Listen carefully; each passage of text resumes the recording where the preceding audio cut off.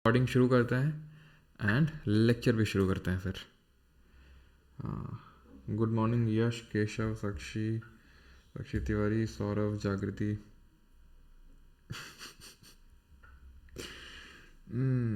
5 year planning करनी है, family planning नहीं। बिल्कुल, चलो भाई, तो शुरू किया जाए। गरीबों का मसीहा थानोस।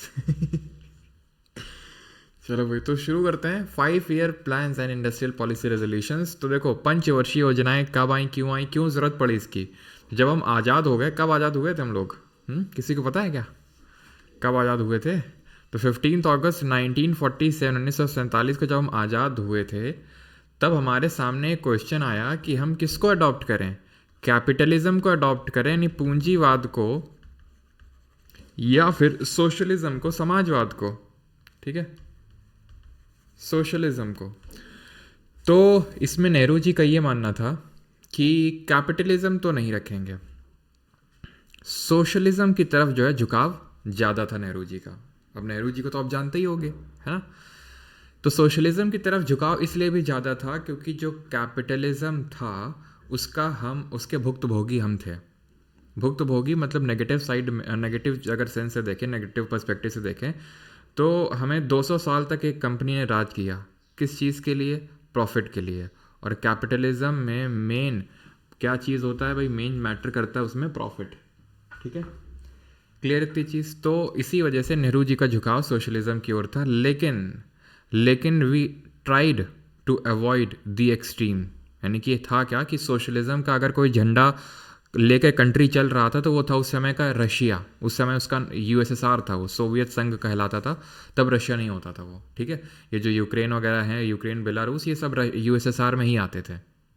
ठीक है, तो उसमें से उसके बाद बाइफर्केशन हुआ, रशिया निकला, यूक्रेन निकला, बेलारूस, ये सारी कंट्रीज उससे निकले, यूएसएसआर से। ठीक है, but we avoided the extreme form of socialism. Extreme form of socialism क्या होता है? जहाँ पे पूरी तरह, और ये कैपिटलिज्म और सोशलिज्म में क्या डिफरेंस होता है ये हम पहले ही समझ चुके हैं, है कि नहीं बात।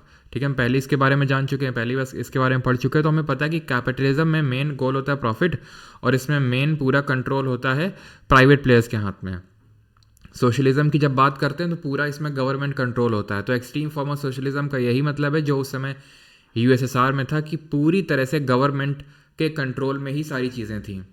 लेकिन हमने उस एक्सट्रीम फॉर्म को अवॉइड करने का सोचा, यानी कि हमने अच्छी अच्छी चीज़ें लेने का सोचा सोशलिज्म को, और इंडिया में इम्प्लीमेंट करने का सोचा, जो कि हमने 5 ईयर प्लान यानी पंचवर्षीय योजनाओं के थ्रू इम्प्लीमेंट किया। ठीक है, लेकिन एक्चुअल में जो एक्चुअल प्लानिंग है ना, वो पहले ही इसके बीज पड़ चुके थे। यानी कि प्लानिंग के बारे में हमने, ऐसा नहीं कि आज़ादी जब मिली तभी हमने प्लानिंग के बारे में सोचा, क्योंकि 1945-40 आते आते तक ये बात तो क्लियर हो गई थी कि ब्रिटिशर्स जाने वाले हैं, तो अब यहाँ पर हम इंडिपेंडेंस गेन करने वाले हैं, तो कुछ ना कुछ अब हमें यहाँ से प्लानिंग स्टार्ट कर देनी चाहिए।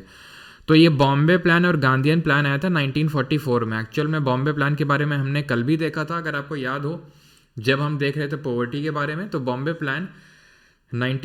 प्लान 2 पार्ट में पब्लिश हुआ था ये।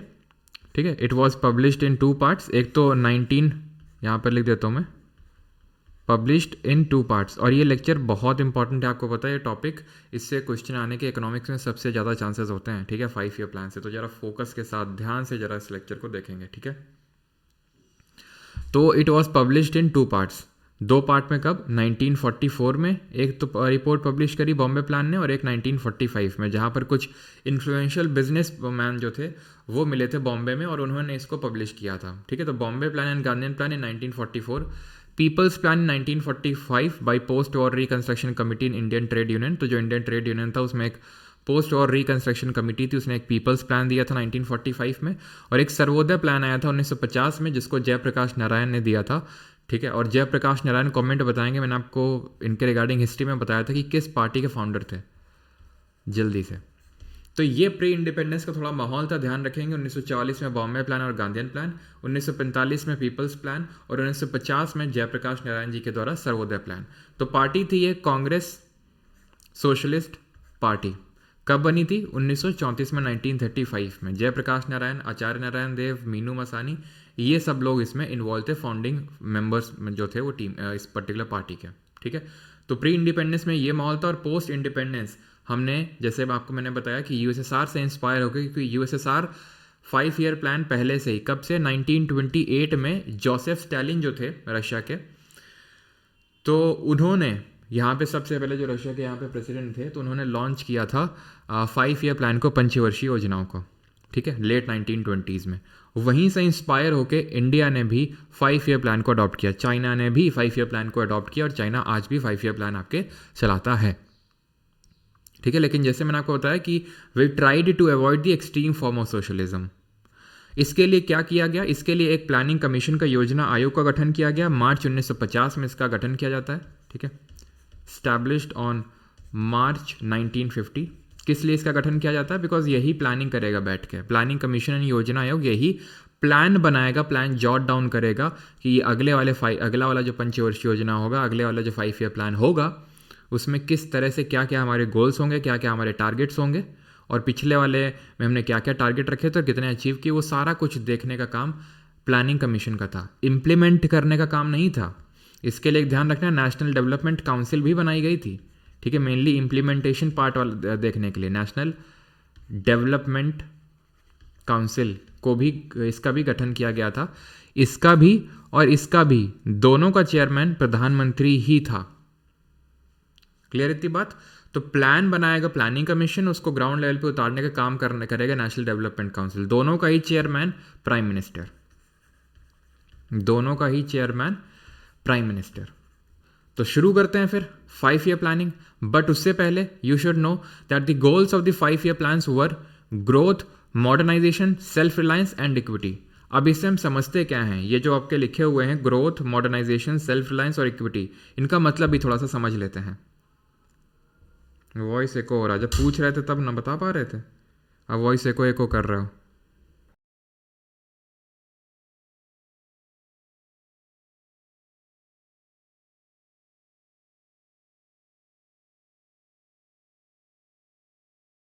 के बारे में भी देखें, एको हो रहा है, जब पूछ रहे थे तब ना बता पा रहे थे, अभी कंफर्म करो, ठीक है।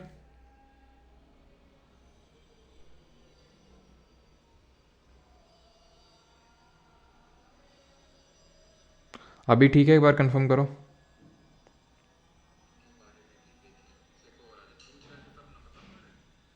अभी कंफर्म करो, ठीक है।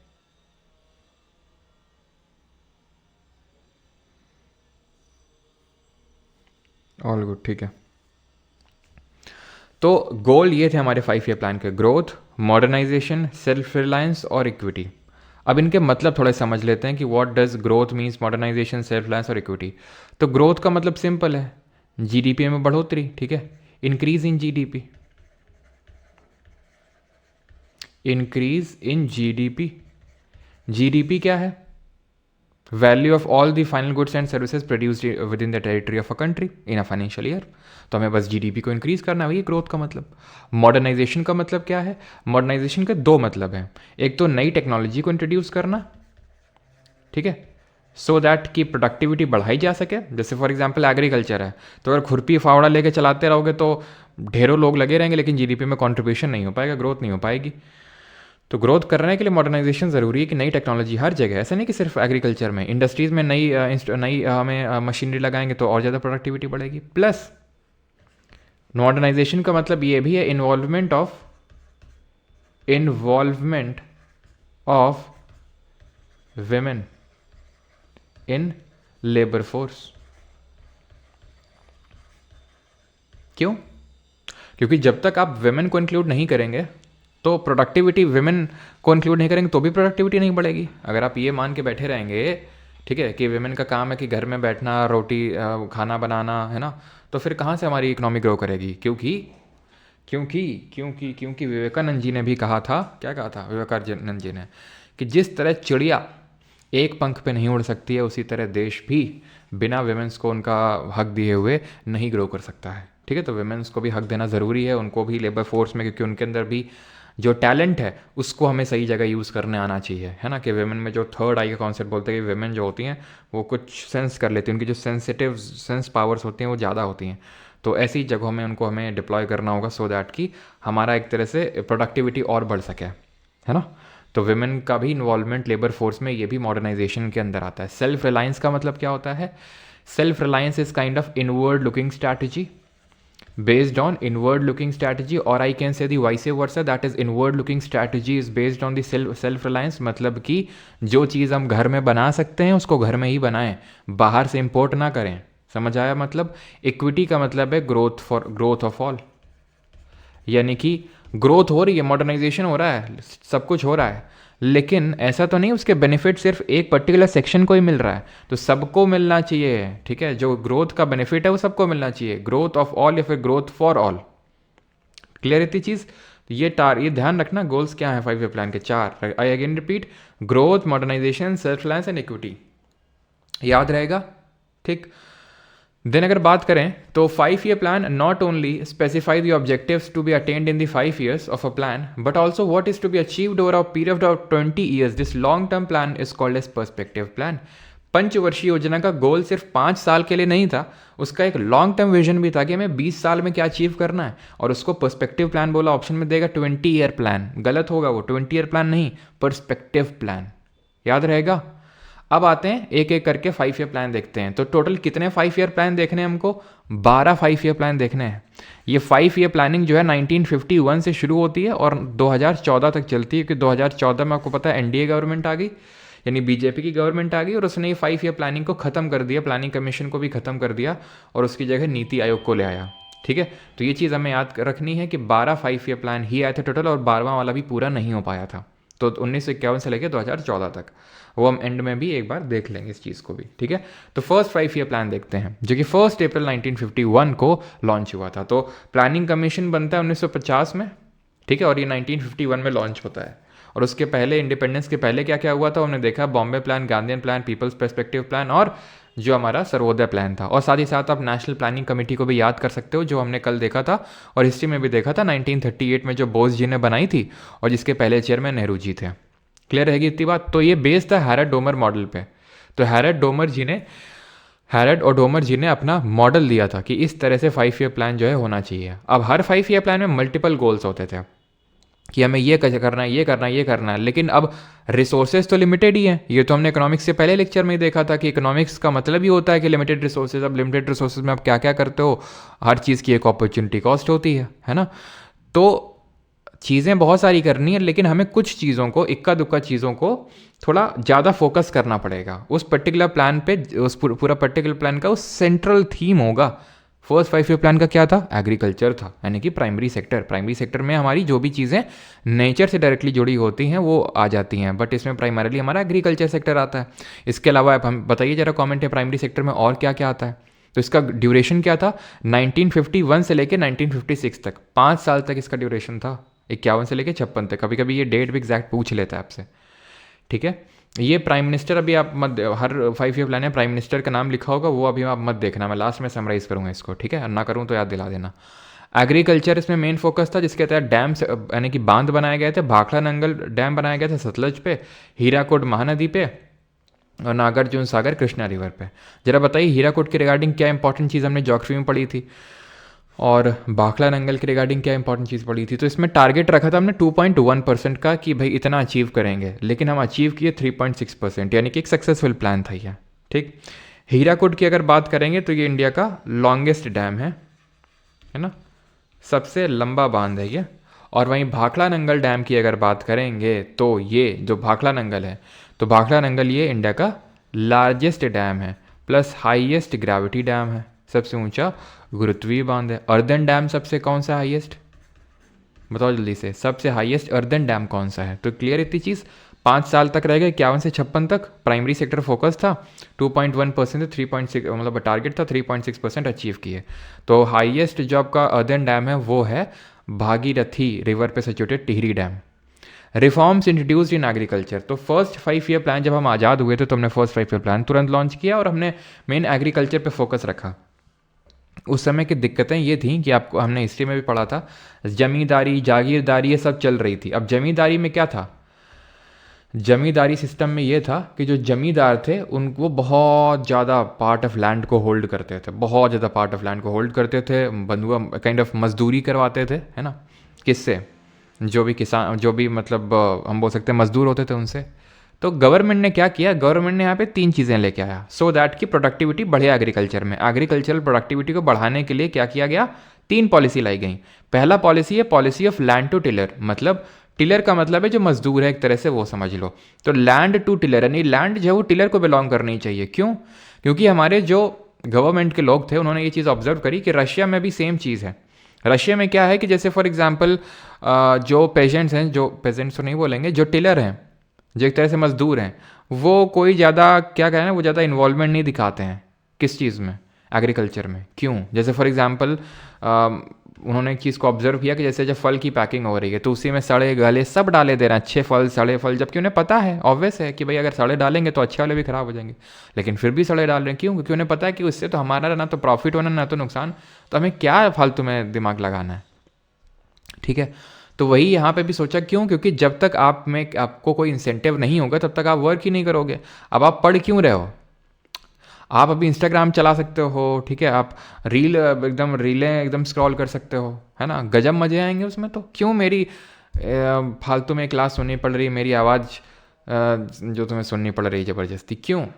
इसलिए क्योंकि इंसेंटिव है उसमें। इंसेंटिव ये है कि नौकरी लग जाएगी तो फिर मज़े ही मज़े होंगे ज़िंदगी में, तो वो इंसेंटिव है। तो ऐसे सब हर कोई बिना इंसेंटिव के तो कोई काम करता नहीं है।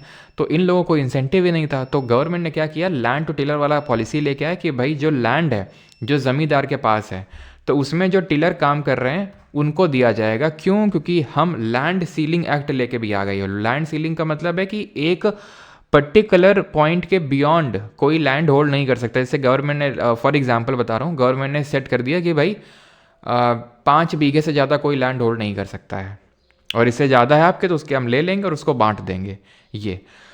लेकिन अगेन इसमें काफ़ी सारे लूप होल्स थे, पहला। दूसरा, लूप होल्स निकाले वो जो बड़े बड़े जमींदार थे। तीसरा, उन्होंने कोर्ट में चले गए। आपने देखा होगा राइट टू प्रॉपर्टी, है ना, ये सबको वो किया गया, वो सब यहीं से शुरू हुआ था।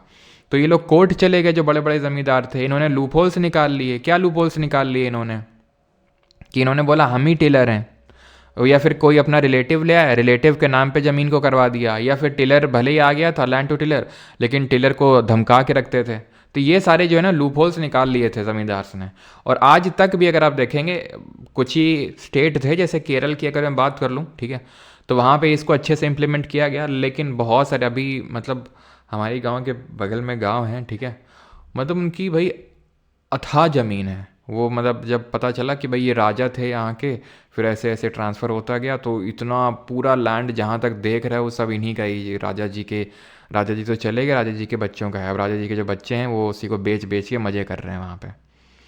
ठीक है, तो ये हाल है। तो अभी भी मतलब बहुत कुछ लोग हैं, कुछ ज़मींदार हैं जिनके पास बहुत ज़्यादा पार्ट ऑफ लैंड है। तो ये लैंड सीलिंग एक्ट और policy of land to tiller लाया गया था। हाई यील्डिंग वैरायटी सीड्स लाई गई थी, जिसके बारे में हमने ग्रीन रेवोल्यूशन में पढ़ा था, जिनको कि हम HYV सीड्स बोलते हैं, है ना। ग्रीन रेवोल्यूशन के बारे में आपको पढ़ा चुका हूँ ना, एक बार कन्फर्म करेंगे। तो ये ध्यान रखिएगा, at independence about 75% of the country's population was dependent on agriculture. जब हम इंडिपेंडेंट हुए थे, आज़ाद हुए थे, तो लगभग 75% जो कंट्री की जनसंख्या थी वो एग्रीकल्चर पे डिपेंडेंट थी। ये आप समझ लीजिए कि आज़ादी के बाद इतना परसेंट था जो एग्रीकल्चर पे डिपेंडेंट था। और ये एग्रीकल्चर पे ज़्यादा डिपेंडेंसी दिखाती कि कोई कंट्री अभी डेवलपिंग फेज पे है। जोयू मेरा भाई भी RCB वाला, मतलब क्या चल रहा है ये कमेंट में है? राजा का बेटा राजा नहीं, ऐसे 2.2 में नहीं भैया, मैं इस बैच की बात कर रहा हूँ। नो यस, ये नो यस क्या होता है भाई? या तो पढ़ाया होगा तो नहीं पढ़ाया होगा। ये यस सर नो सर क्या चल रहा है ये?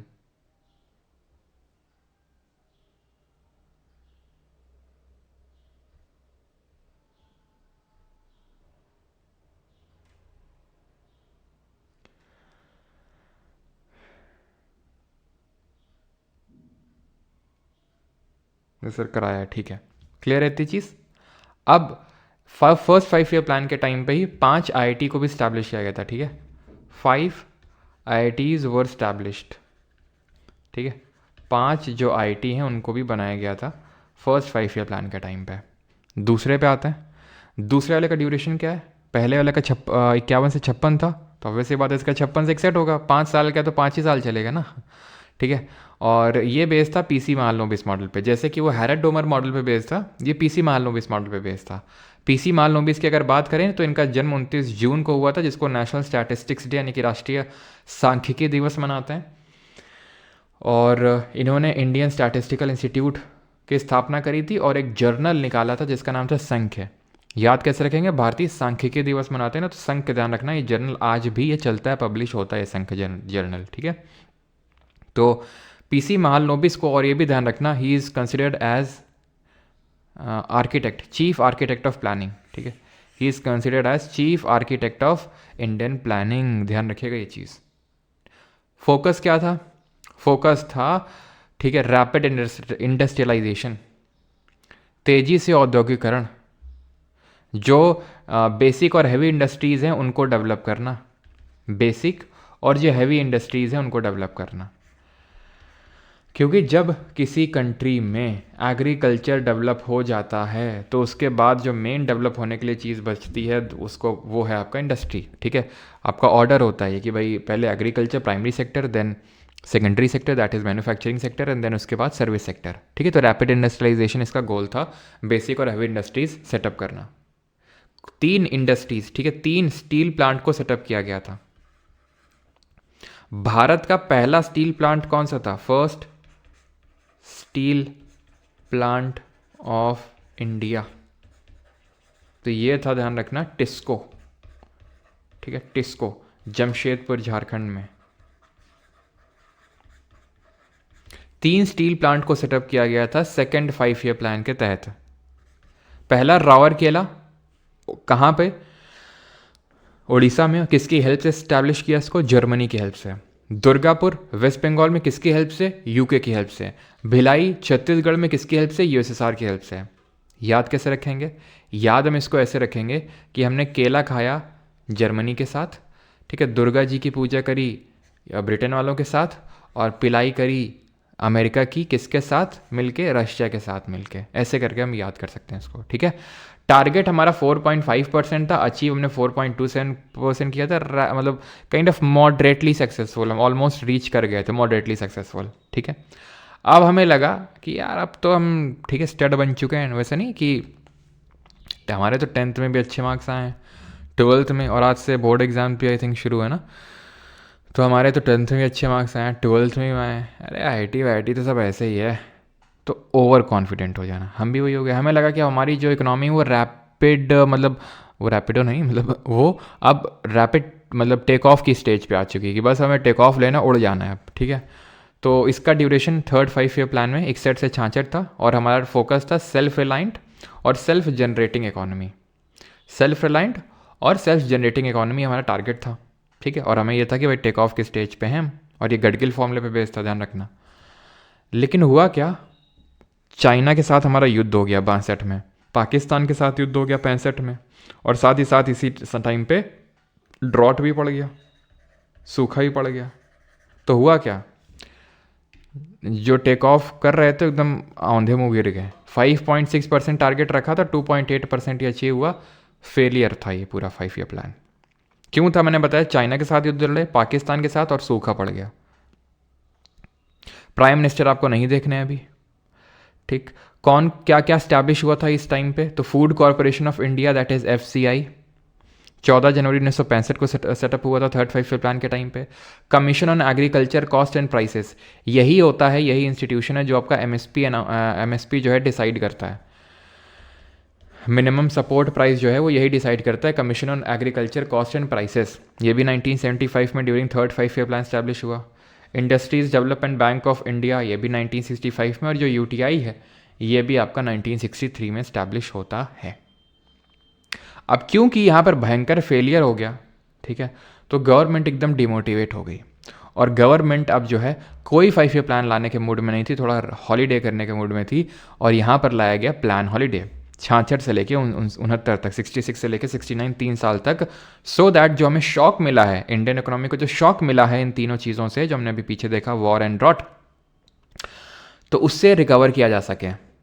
और इसके लिए एनुअल प्लान्स को इंट्रोड्यूस किया गया, दैट वाज काइंड ऑफ, मतलब इसमें नई एग्रीकल्चरल स्ट्रैटेजी लाई गई। क्या नई एग्रीकल्चरल स्ट्रैटेजी लाई गई, इसमें ये एग्रीकल्चरल स्ट्रैटेजी लाई गई कि भाई हम या इसी टाइम पे ही जो आपका ग्रीन रेवोल्यूशन है, हरित क्रांति, उसको लाया गया था। ग्रीन रेवोल्यूशन के बारे में आपको पढ़ा चुका हूँ, ठीक है। तो ये सारी चीज़ें मैंने आपको बताया होगा कि ये 2 फेज़ में लाया गया था, ठीक है। और मैंने पढ़ाया होगा इसको आपको लास्ट वाली जो क्लास हुई थी ज्योग्राफी की, एग्रीकल्चर वाली, उसमें, ठीक है। और सेकेंड फेज़, तो ज़रा बताओ फर्स्ट फेज़ कब लाया गया था और सेकेंड फेज़ कब लाया गया था, और फर्स्ट फेज़ कौन से एफ्लुएंट स्टेट्स को टारगेट किया था। फर्स्ट फेज़ जो है कौन से एफ्लुएंट स्टेट्स को टारगेट किया था। तो फर्स्ट फेज़ की जब बात करेंगे तो मिड 1960s से लेकर मिड 1970s तक चला था। और सेकेंड फेज़ की अगर बात करेंगे ग्रीन रेवोल्यूशन की, तो ये मिड 1970s में आया था। क्लियर है ये चीज़ एग्रीकल्चर वाली क्लास में।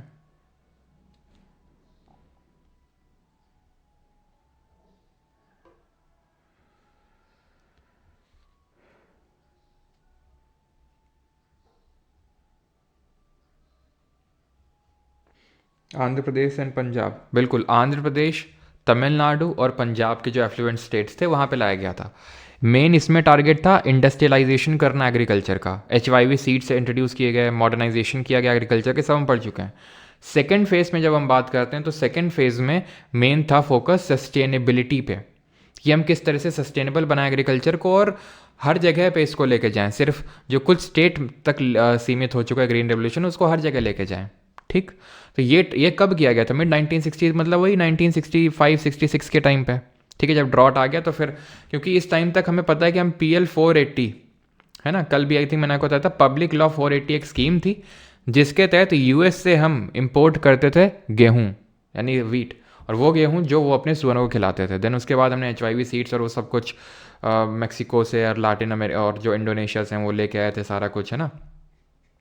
तो राइस की वैरायटी लेके आए थे। तो ये सारी चीज़ें जो है, इसने हमारा जो एग्रीकल्चर उसको काफ़ी बड़ा बूस्ट दिया। And we not only became the self sufficient in the food grains, mainly in the wheat and rice, बल्कि हम एक्सपोर्ट भी करने लग गए इस वीट और राइस को।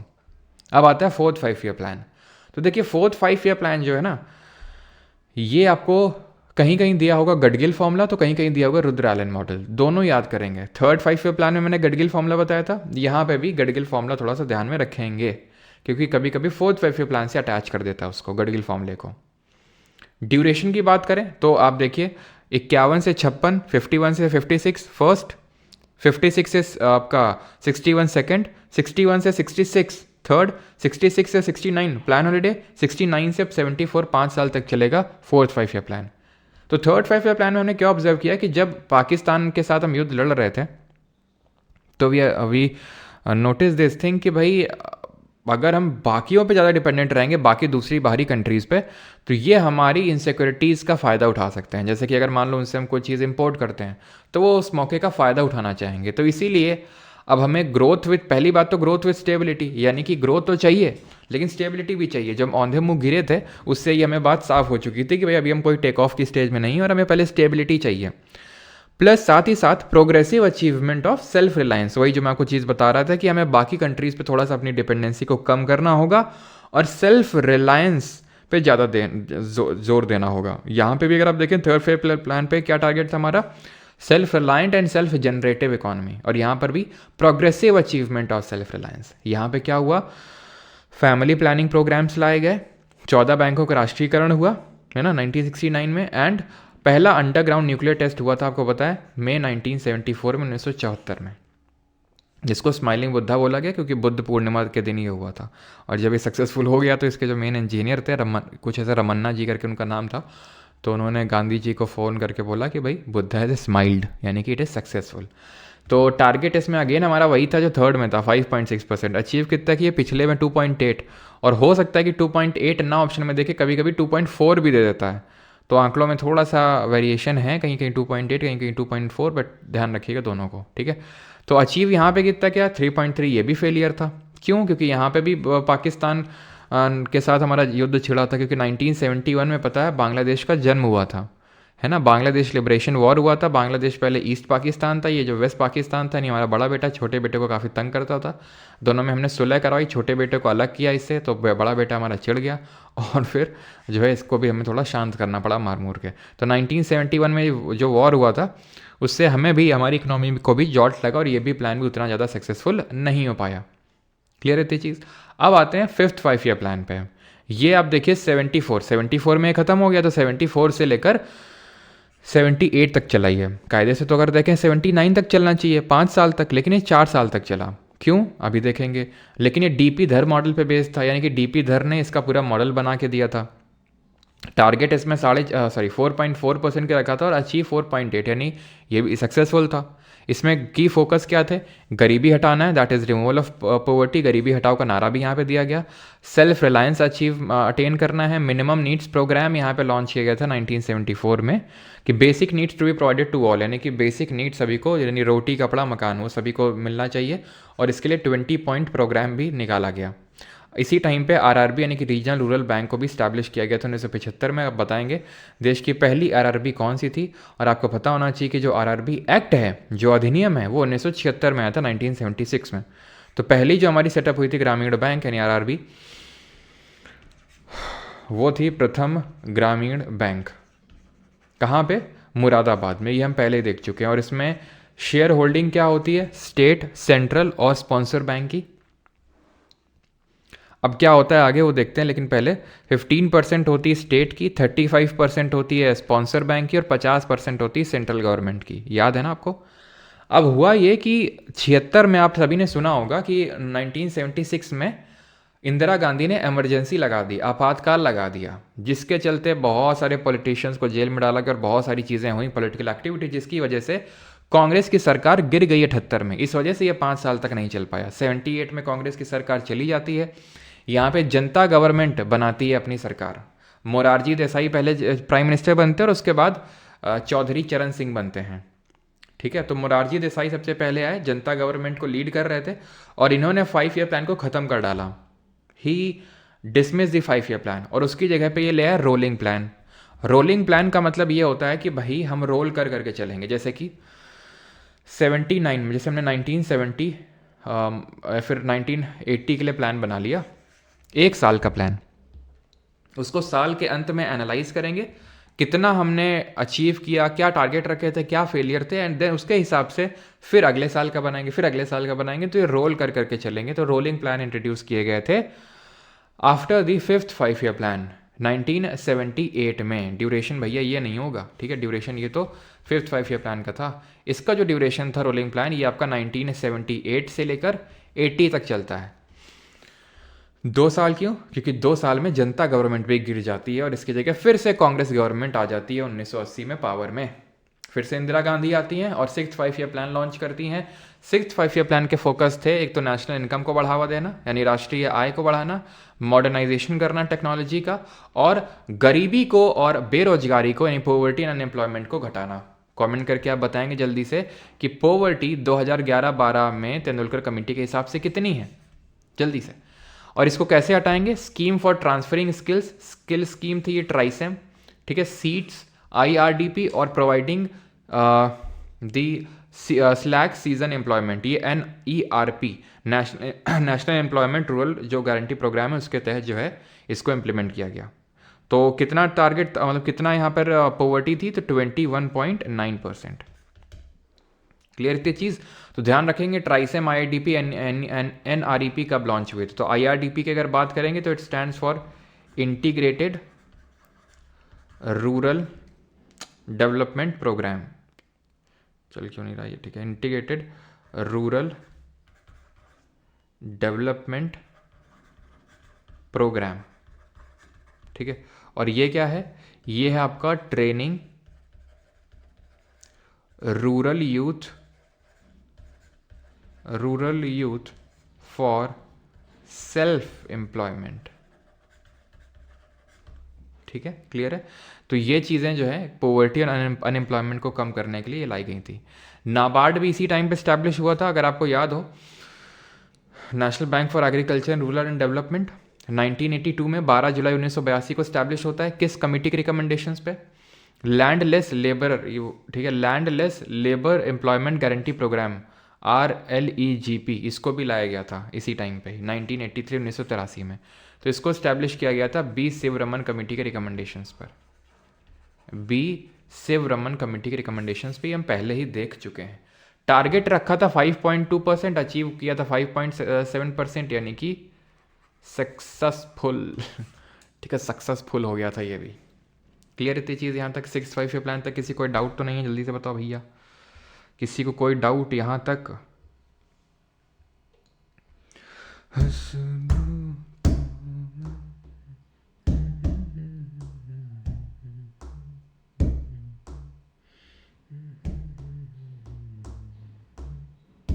शुरू करें 7th। अब यहाँ इंदिरा गांधी जी जा चुकी हैं। शुरू के 3 नेहरू, अगले 3 गांधी, और अब आएंगे राजीव वाले गांधी। ठीक है, अब राजीव गांधी, विच 5 IITs open in first 5 year plan? कौन सी 5 IIT थी ये नहीं पूछेगा, चलो वो भी लिखवा देंगे। बाप वर्सेस बेटा का मैच है, देखिएगा ज़रूर। कब है भाई? कल से, सॉरी 19 से शुरू है ना चैंपियंस ट्रॉफी।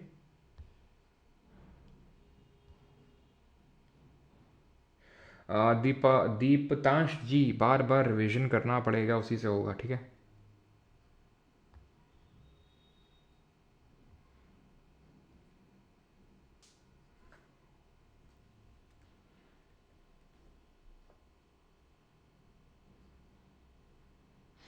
RLEGP की फुल फॉर्म लिखी तो है, यहाँ पर बस रूरल लगा लो। रूरल लैंडलेस लिखा तो है, rural landless labour employment guarantee programme.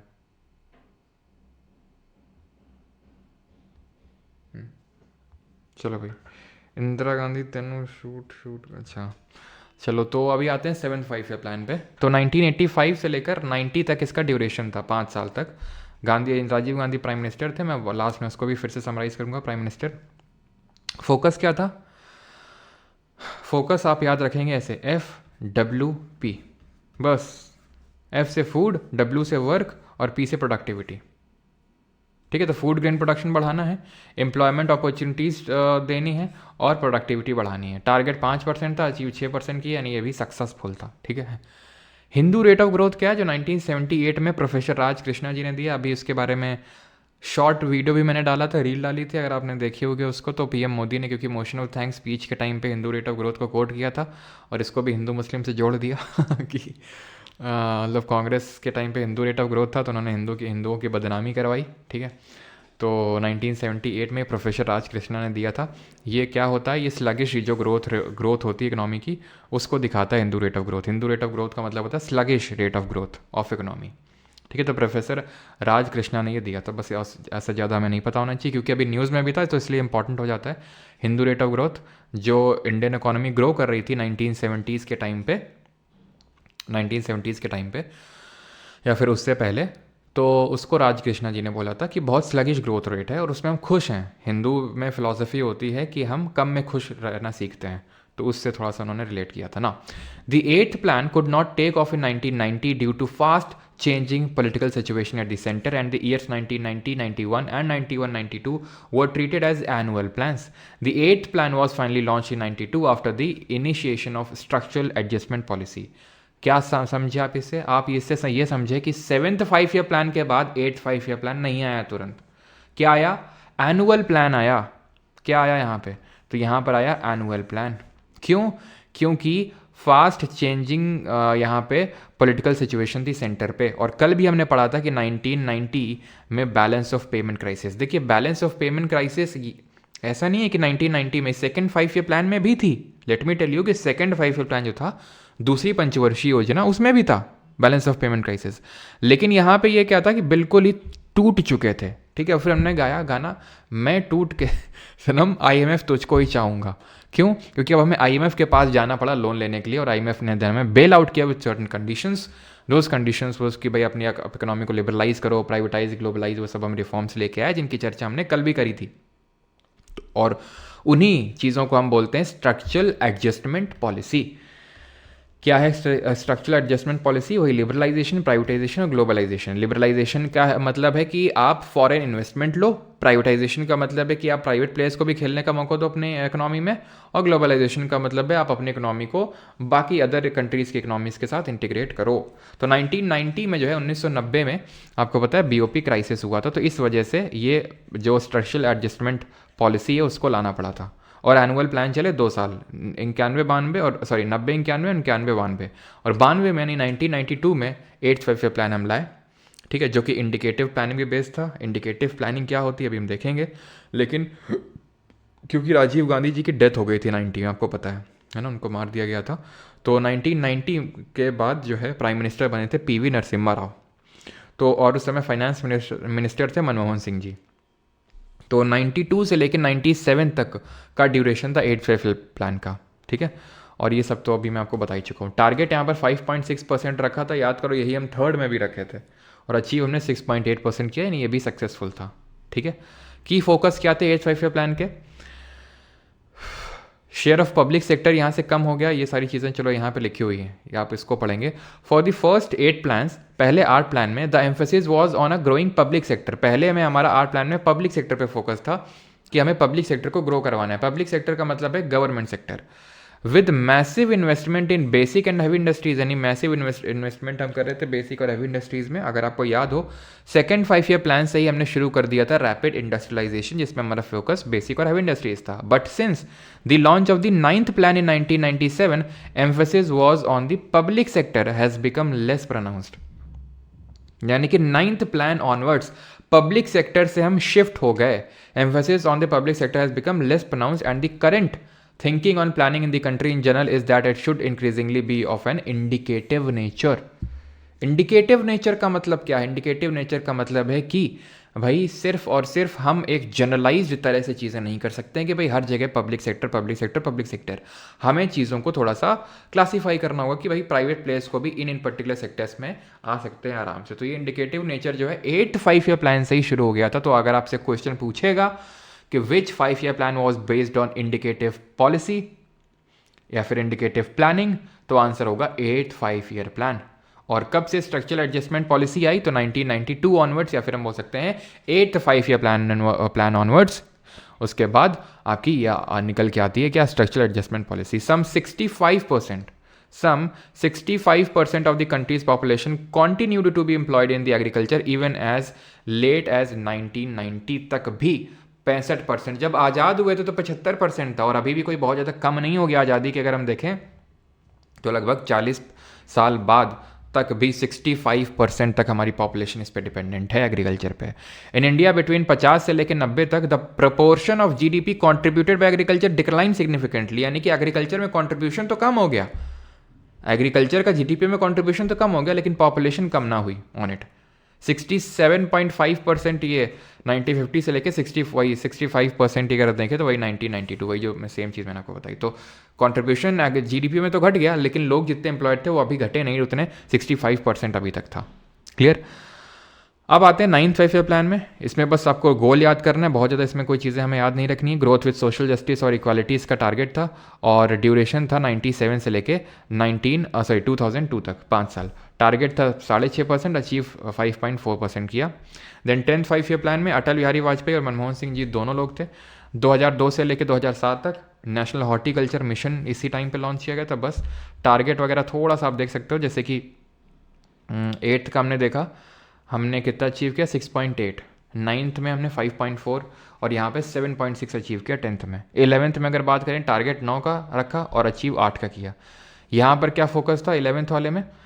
Towards faster and more inclusive growth. 9th का तो समझ गया ना आप, सोशल जस्टिस और इक्वालिटी में मेन फोकस था। 10th में हॉर्टिकल्चर मिशन ध्यान रखना है, लॉन्च किया गया था। 11th में faster and more inclusive growth, और 12th में था faster inclusive and sustainable growth. ठीक है, यानी कि 11th 5 ईयर प्लान में था फास्टर एंड मोर इंक्लूसिव, हमने बस एक और कीवर्ड ऐड कर दिया इसमें, और वो था सस्टेनेबल ग्रोथ। टाइम पीरियड क्या था? 12 से लेके 17 तक, लेकिन पूरा नहीं हो पाया ये। 2014 में क्या हुआ? ठीक है, ये 2014 में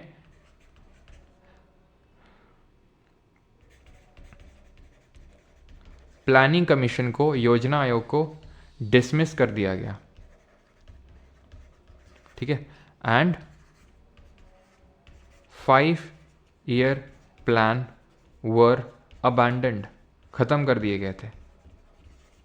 ठीक है, जैसे कि हमने देखा 78 में 78 में जब जनता पार्टी आई, जब गवर्नमेंट चेंज हुई तो उसने ख़त्म कर दिया, वैसे ही यहाँ पे हुआ। तो अच्छा समराइज़ करो मुझे कमेंट में जल्दी से, 3 ब्रेक्स बताओ 5 ईयर प्लान में, 3 जगह ब्रेक्स आए थे 5 ईयर प्लान में, कब कब आए थे कमेंट में जल्दी से लिखो, 1 2 3 ऑर्डर वाइज।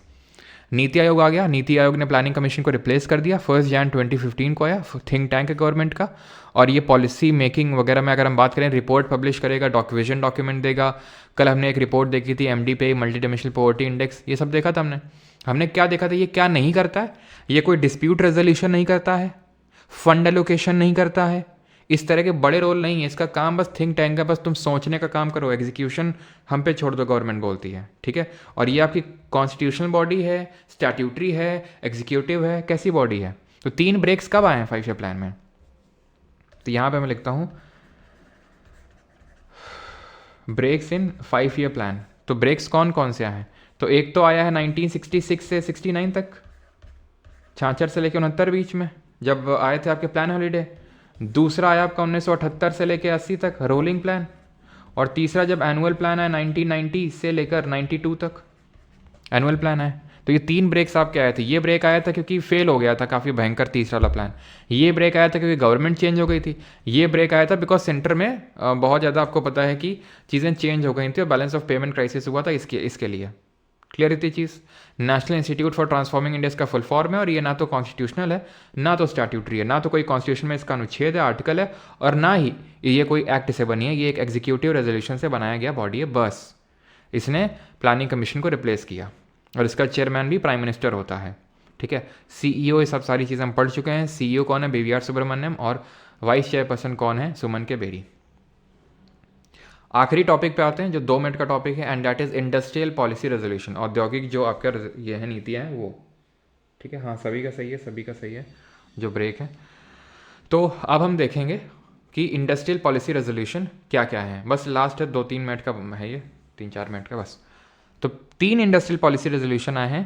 पहला वाला आया था 1948 में, ठीक है। मेन इसमें पर्सन कौन थे जिन्होंने इसको फॉर्मुलेट वगैरह करने का क्रेडिट जाता है जिनको, तो ये थे हमारे श्यामा प्रसाद मुखर्जी, ठीक है। ये first 5 year plan, first industrial policy resolution pass हुआ था इस टाइम पे। गवर्नमेंट की मोनोपोली थी, लाइसेंस राज की शुरुआत हुई थी यहाँ से। यहाँ पे जो है इट क्लासीफाइड, ध्यान रखना इस चीज़ को, यहाँ पे लिखा है क्या, नहीं लिखा है, ओके यहाँ पे लिख देता हूँ मैं, ये इंपॉर्टेंट है। It classified industries, it classified industries into 4 broad categories. 4 broad categories में इंडस्ट्री को इसने क्या किया था, क्लासीफाई किया था। कौन कौन सी, पहला पब्लिक सेक्टर। पहले तो तुम यही याद कर लो, सीधा यही पूछता है क्वेश्चन कितने सेक्टर में, तो 4 सेक्टर में। एक तो पब्लिक सेक्टर, दूसरा पब्लिक कम प्राइवेट सेक्टर, पब्लिक कम प्राइवेट सेक्टर, तीसरा कंट्रोल्ड प्राइवेट सेक्टर,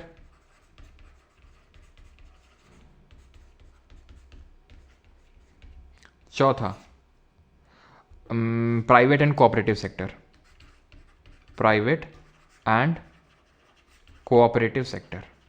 तो ये 4 सेक्टर में जो है इंडस्ट्रीज को क्लासीफाई किया गया था, 4 ब्रॉड कैटेगरीज थी। पहला वाला जो था वो स्ट्रैटेजिक इंडस्ट्रीज थी, ये बेसिक और की इंडस्ट्रीज थी, ये इंपॉर्टेंट इंडस्ट्रीज थी, और अदर इंडस्ट्रीज आप बोल सकते हो। ये भी मैं लिख सकता हूँ, तो आपसे इस तरह से पूछ सकता है, strategic industry, strategic industries, basic and की इंडस्ट्रीज,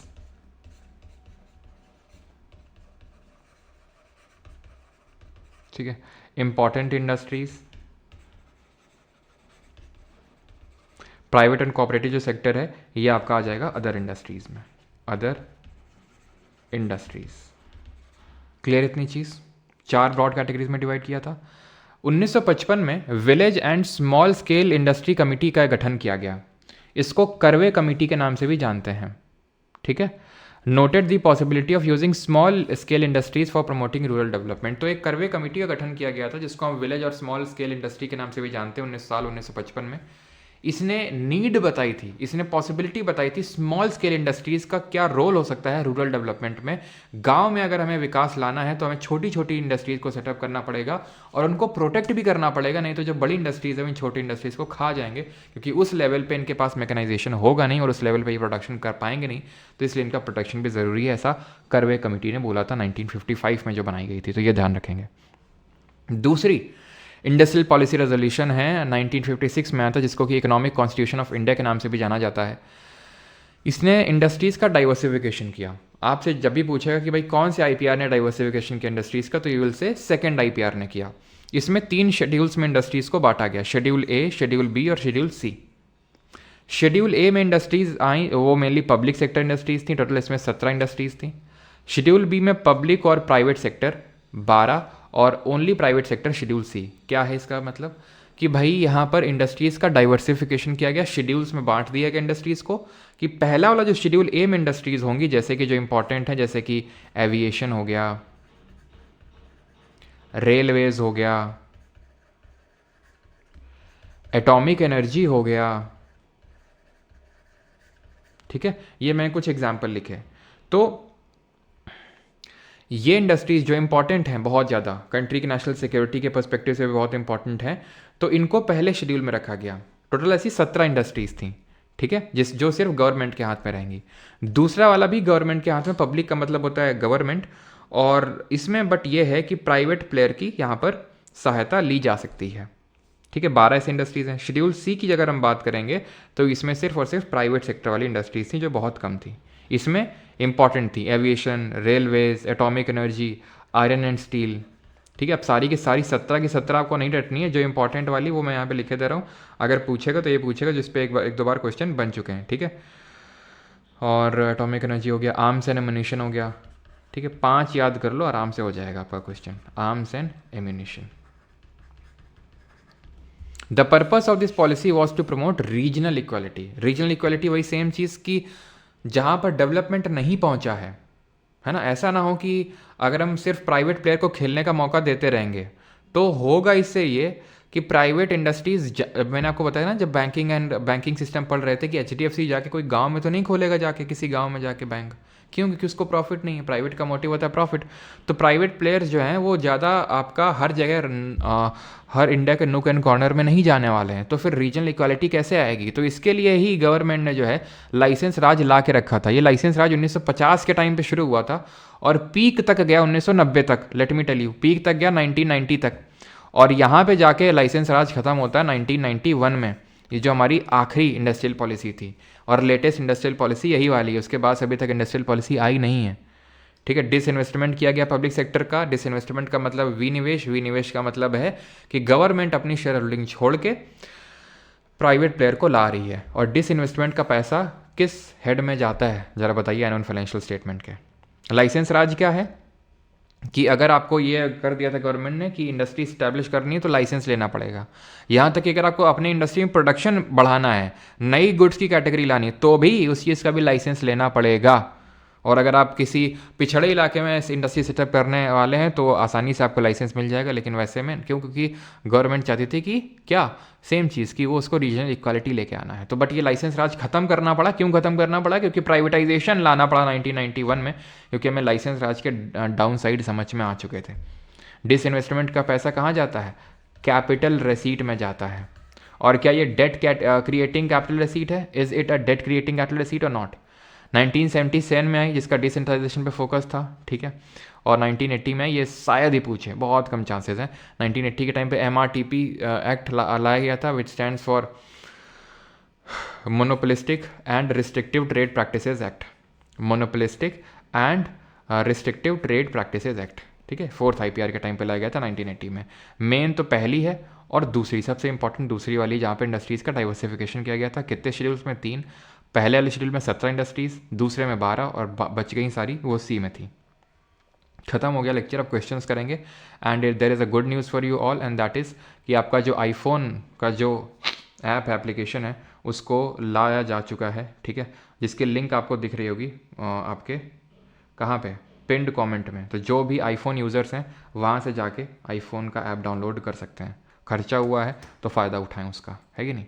चलिए, और जिन लोगों को बैच में एनरोल करना है कर सकते हैं, 1 year validity and life time के साथ। इसी के अंदर आपको इंग्लिश का भी मिल जाएगा बैच, कंप्यूटर का भी मिल जाएगा, CGL और CHSL मेंस को जो कि केटर करता है। एंड कुछ आपका क्वेरी वगैरह डाउट होता है तो चैट सेक्शन में जा सकते हैं या फिर व्हाट्सएप पे आप पूछ सकते हैं, ठीक है। मेरा नंबर नहीं है, क्वेरी नंबर है ये, ठीक है। चलिए भाई, थैंक यू सभी को, धन्यवाद। एंड धन्यवाद क्या, क्वेश्चन कौन करेगा भैया? धन्यवाद क्या, क्वेश्चन तो करो। क्वेश्चन कौन करेगा? फेमा फेरा हम पहले ही पढ़ चुके हैं, मैं तो नोकिया मोबाइल में देखता हूँ, ठीक है।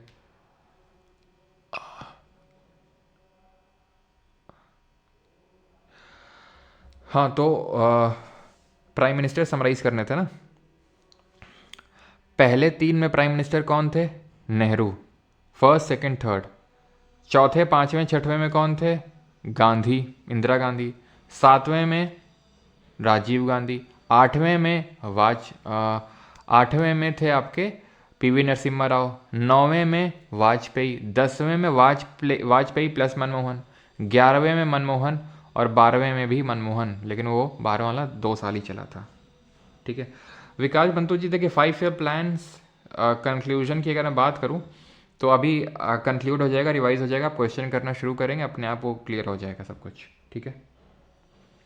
आईफोन होता तो सीजल की तैयारी नहीं करते, अच्छा ऐसा होता है क्या? चलो भाई, तो पहले SSC वाला क्वेश्चन नहीं यार यही कर लो, क्योंकि ये ज़्यादा नहीं है ना, तो कम है तो ख़त्म करते हैं। और कितना कोई टफ नहीं है, जिस हिसाब से हम लोगों ने पढ़ी है, आपको शायद ही कोई क्वेश्चन लगेगा जो आपसे होना है। CAPF 2023 और इंडिया 2023 में सवाल पूछा गया है। सेकंड 5 ईयर प्लान क्या था? सेल्फ रिलायंट और सेल्फ जनरेटिव इकोनॉमी, ये तो किस में था? ये तो थर्ड 5 ईयर प्लान में टारगेट था, ठीक है। आंसर क्या होगा? Rapid industrialisation with emphasis on the development of basic and heavy industries. कितना आसान है, मतलब एक ही टाइम पे तुम कर्नल ही बन रहे हो, एक ही टाइम पे, ठीक है, लेफ्टिनेंट वगैरह, और एक ही टाइम पे तुम जो है असिस्टेंट कमांडर ही बन रहे हो, देख रहे हो तुम। विच of the following was the focus of the 12th 5 year plan का फोकस क्या था? CTS 2024 का सवाल है। सस्टेनेबल एंड इंक्लूसिव ग्रोथ, ठीक है। तो रैपिड एंड ये सस्टेनेबल और इंक्लूसिव ग्रोथ अगर आपको याद हो, 12th 5 ईयर प्लान में टारगेट था रैपिड, इंक्लूसिव और सस्टेनेबल ग्रोथ।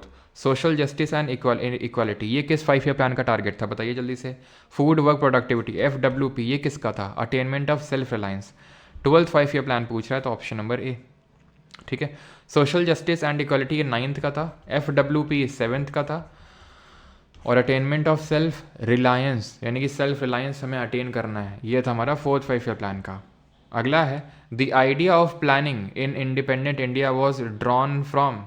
तो प्लानिंग का जो कॉन्सेप्ट है ये कहाँ से लेके आया? बॉम्बे प्लान से, demand made by patients, demand made by workers unions, the Gandhian vision of India's future. तो ये मेन जो है हमने ड्रॉ किया था बॉम्बे प्लान से। करो इसको जरा arrange.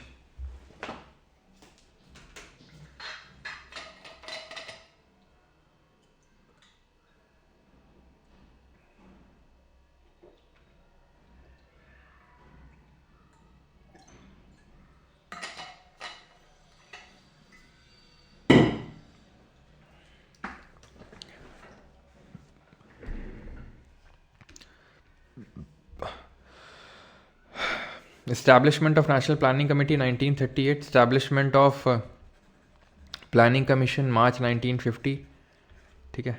Approval of first 5 year plan तो बाद में मिला होगा ना 1951 में, तो ये बात तो तय है कि भाई 4 पहले आएगा, देन 1, देन 3, ठीक है। और formation of national development council, तो ये भी प्लानिंग कमीशन के आसपास होगी, या तो यहाँ होगा या तो यहाँ होगा, सिंपल सी बात यही है, ठीक है। और ऐसा कहाँ दिख रहा है आपको? यहाँ दिख रहा है, ख़त्म। 4, 1, 2, 3। Plan allocation in agriculture and irrigation, ये किसका क्वेश्चन था? ये एनडीए का था, ये भी एनडीए का है। Plan allocation in agriculture and irrigation as percentage of total plan outlay was highest in. कुल योजना परिव्यय की प्रतिशतता के रूप में कृषि और सिंचाई की योजना, प्लान एलोकेशन कहाँ पे? एग्रीकल्चर इरीगेशन पे ज़्यादा था। तो सबसे पहला वाला जो हमने स्टार्ट किया था उसी पे हमने एग्रीकल्चर पे ज़्यादा फोकस किया था, इरीगेशन पे फोकस किया था, इसीलिए हम डैम्स हमने स्टैब्लिश किए थे, भाखड़ा नंगल, हीराकुड और नागार्जुन सागर, किसको आर्किटेक्ट ऑफ इंडियन प्लानिंग बोलते हैं। तो VK राव को बारे में आपको कल बताया था, he gave the scientific approach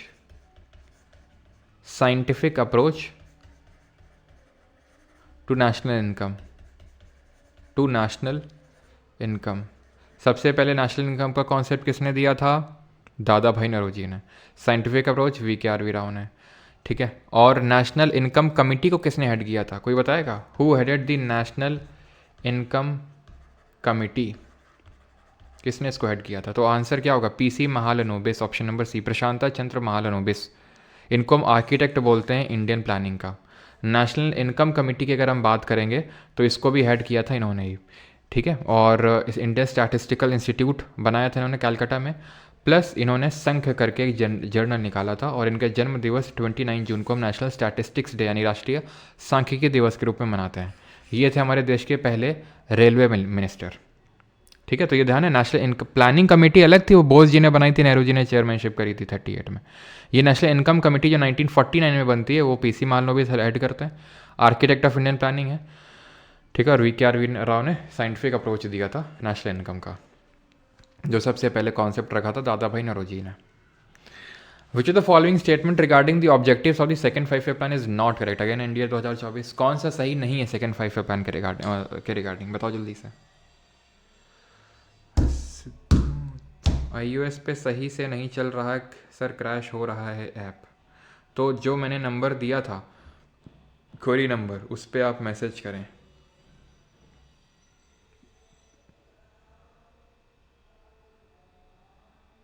okay Kapil Beniwal जी, मैं पासवर्ड वगैरह चेंज कर लूँगा।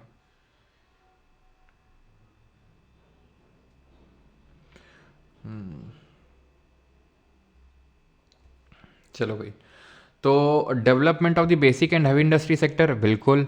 Increase in the national income, बिल्कुल। Expansion of consumer good sector, expansion of employment opportunities, ये कंज्यूमर गुड सेक्टर का ये ऐसा कोई टारगेट नहीं था, गोल नहीं था, ठीक है। इंडस्ट्रियल सेक्टर को प्रमोट करेंगे, क्यों करेंगे? सो दैट कि नेशनल इनकम बढ़े और लोगों को रोजगार मिले, और रोजगार मिलेगा तो नेशनल इनकम भी बढ़ेगी, साफ सीधी बात है। ND 2024, which of the following is or are the objectives of setting up the planning commission in the 1950s in India? तो 1950 में जो नेशनल प्लानिंग सेटअप करेगा, प्लानिंग कमीशन सेटअप किया गया, तो उसके क्या ऑब्जेक्टिव्स थे?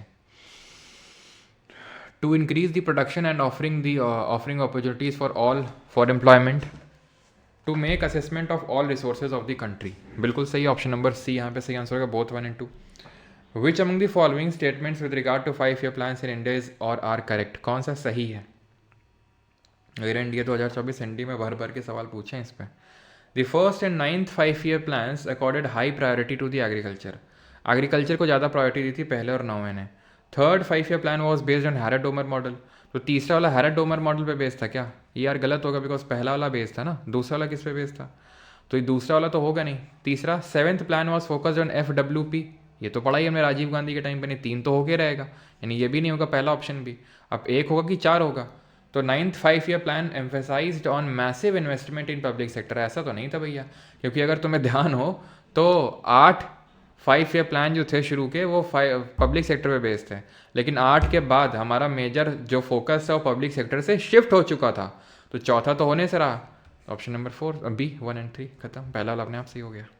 देख रहे हो तुम यूपीएससी क्वेश्चन भी सॉल्व कर रहे हो। Before the Inception of the first 5 year plan which among the following plans were initiated in India? तो फर्स्ट 5 ईयर प्लान के पहले, ठीक है, कौन से हमारे ये प्लान्स को इनिशिएट किया गया था? Bombay plan, people's plan, Sarvodaya plan, Gandhian plan. तो ये चारों ही आए थे, चारों ही आए थे, बॉम्बे प्लान और गांधीयन प्लान 1944 में, पीपल्स प्लान 1945 में, और सर्वोदय प्लान जो जयप्रकाश नारायण लाए थे 1950 में। तो ऑर्डर में भी पूछ लेता तो भी बता देते हम। अब आ जाओ एसएससी के क्वेश्चंस के लिए। तो एसएससी क्वेश्चन है यहाँ से start. In which 5 year plan were removal of poverty यानी गरीबी हटाओ and self reliance were declared as major plan objectives? तो ये था आपका 5th 5 ईयर प्लान में, attainment of self reliance and removal of poverty. Self reliant and self generative economy ये था आपका 3rd में, सेल्फ रिलायंट और सेल्फ जनरेटिव इकोनॉमी। 4th में था ग्रोथ विद स्टेबिलिटी, 5th में था पॉवर्टी हटाना और self reliance, attainment of self Reliance, ठीक है। रिलायंस मुकेश अंबानी वाला रिलायंस ऐसे याद कर लो, 5वें में था, ठीक है। 5th में ऑप्शन नंबर सी। और अगर सेल्फ रिलायंट और सेल्फ जनरेटिव, रिलायंस नहीं रिलायंट और सेल्फ जनरेटिव इकोनॉमी, तो वो 3rd में था। During the second 5 year plan कितने इंटीग्रेटेड स्टील प्लांट को सेटअप किया गया था विद फॉरेन कोलैबोरेशन? दूसरे देशों के साथ मिलकर हमने कितने स्टील प्लांट बनाए थे? तो हमने टोटल 3 बनाए थे, ठीक है, 3। और वो 3 कौन से थे? कौन से थे? तो एक तो भिलाई, दुर्गापुर और राउरकेला कहाँ पे और किसकी हेल्प से? तो भिलाई की बात करेंगे तो पिलाई करी थी यूएसए की किसके साथ मिलके? यूएसएसआर के साथ मिलके। कहाँ पे है? छत्तीसगढ़ में। दुर्गापुर, दुर्गा जी की पूजा करी थी ब्रिटेन के साथ, कहाँ पे? वेस्ट बंगाल में है ये। रावर केला, केला खाया था जर्मनी के साथ, और कहाँ पे रावर केला? ये आपका उड़ीसा में है। तो 3 सेटअप हुए थे। Before the launch of which 5 year plan did India introduce structural adjustment policy? किस 5 ईयर प्लान के इंट्रोडक्शन से पहले इंडिया ने स्ट्रक्चरल एडजस्टमेंट पॉलिसी लेके आए थे? बताओ जल्दी से, ऑप्शन आपके सामने है। स्ट्रक्चरल एडजस्टमेंट पॉलिसी का मतलब समझे दया? क्या समझे दया? स्ट्रक्चरल एडजस्टमेंट पॉलिसी कुछ और नहीं बल्कि आपके जो 5 ईयर प्लान है, जो आपके एलपीजी रिफॉर्म्स हैं उसकी बात हो रही है। ठीक है, एलपीजी रिफॉर्म्स की बात हो रही है। क्लियर है? तो किस 5 ईयर प्लान के पहले लाए गए थे? तो आंसर क्या होगा? 9th 5 year plan. ठीक है, ऑप्शन नंबर डी सही आंसर होगा। एक सेकेंड इंट्रोड्यूस। ठीक है, एलपीजी रिफॉर्म्स लाए गए थे आपके 1991 के टाइम पे, और 92 में आपका 8th 5 ईयर प्लान लॉन्च हुआ था, इसलिए 13th का बी आंसर होगा 8th, क्योंकि 8th का जो टाइम पीरियड था वो 92 से लेके 97 तक था। ठीक है, तो आंसर होगा यहाँ पर 8th 5 year plan, option number B, जो कि इंडिकेटिव प्लानिंग पे बेस्ड था आपका। ठीक है, बिल्कुल ही रिकॉर्डेड मिलेगा एप्लीकेशन पे। Which of the following is not considered as the reason for the failure of the 3rd 5 year plan in achievement of its target? तो किसको फेलियर नहीं माना जाता है? Chinese aggression, India Pakistan war, change of government, या फिर severe डॉट? तो चाइनीज एग्रेशन बिल्कुल होगा 1962 1962, Indo Pakistan war 1965, change of government नहीं हुआ था। ठीक है, सेवियर ड्रॉट हुआ था। ये तीनों कारण थे, इसी वजह से टारगेट जो हमने रखा था 5.6% का, अचीव कितना कर पाए थे? मात्र 2.8%। देन फिर से 4th वाले में भी यही टारगेट रखे थे 5.6%, और अचीव कर पाए थे मात्र 3.3%। Duration of the 12th 5 year plan was from? तो 12वीं पंचवर्षीय योजना की अवधि क्या से क्या थी? 87 से 92, बिल्कुल गलत। 87 से 92 तो कोई 5 ईयर प्लान नहीं था। 85 से 90 तक था हमारा 7th 5 ईयर प्लान। 7 से 12 ये 11th 5 ईयर प्लान था। ठीक है, ना कि 12th वाला। 12th वाला का ये था। ठीक है, अगला है, और 12th का गोल क्या था? Rapid inclusive and sustainable growth. 5 year plans in India laid down not only specific objectives to be attained in the 5 year of a plan, but also what was to be achieved over a period of 20 years. This long term plan is called as? तो long term plan को क्या बोला गया? Perpetual plan, 2 decade plan, 20 year plan, या फिर perspective? तो perspective plan जो हमने देखा था। कोई सिंगल क्वेश्चन नहीं अभी तक मिला जो हम लोगों ने किया ना हो। In which of the following years did the government opt for a planned holiday after the 7th 5 year plan? तो 7th 5 ईयर प्लान मतलब FWP, राजीव गांधी 1985 से लेकर 90 तक, और उसके बाद क्या हुआ था? एनुअल प्लान आया था 90 से लेकर 92 के बीच में, 90 से 91, 91 से 92 एनुअल प्लान आया था। ठीक है, क्या आया था? Annual plan. और एनुअल प्लान और कब आए थे इससे पहले? 18वां। Which 5 year plan India was based on the Harrod Domar? बड़ा आसान है यार आपका, ये पहला वाला था, दूसरा पीसी मान लो भी, तीसरा गडगिल, और चौथा रुद्र एलन मॉडल, या फिर हो सकता है चौथे में आपका गडगिल दे दे वो, है ना। तो एनुअल प्लान इससे पहले 1966 66 से लेके 69 के बीच में जो प्लान हॉलीडे था उस टाइम पे भी आए थे। After which 5 year plan there was not much emphasis on the public sector? किस 5 ईयर प्लान के बाद ज़्यादा एम्फोसिस नहीं था पब्लिक सेक्टर पे? तो 8th प्लान के बाद जो है फोकस नहीं था ज़्यादा पब्लिक सेक्टर में। अगर आप यहाँ पे ध्यान से देखें तो ये सारी चीज़ें हम कर चुके हैं। ठीक है, for the first 8 plan the emphasis was on growing public sector, लेकिन उसके बाद बस since the launch of the 9th plan, ठीक है, क्या हो गया ये ठीक है, since the launch of the 9th plan ये आपका ऐसे ऐसे हो गया। ठीक है, मेन पब्लिक सेक्टर से फोकस हमने हटा दिया। Not among the reforms related to agriculture undertaking under the 5 year plan, इनमें से क्या एग्रीकल्चर के लिए रिफॉर्म नहीं लिया गया था? Introduction of the policy of land to the tiller, introduction of the land ceiling act, launch of the high yield variety seed technology, formation of rent authority department. तो क्या आंसर होगा? Land to tiller policy भी आई थी, land ceiling act भी आया था, HYV seed को introduce किया गया था, रेंट अथॉरिटी डिपार्टमेंट ऐसा कुछ नहीं था, सब किया हुआ है।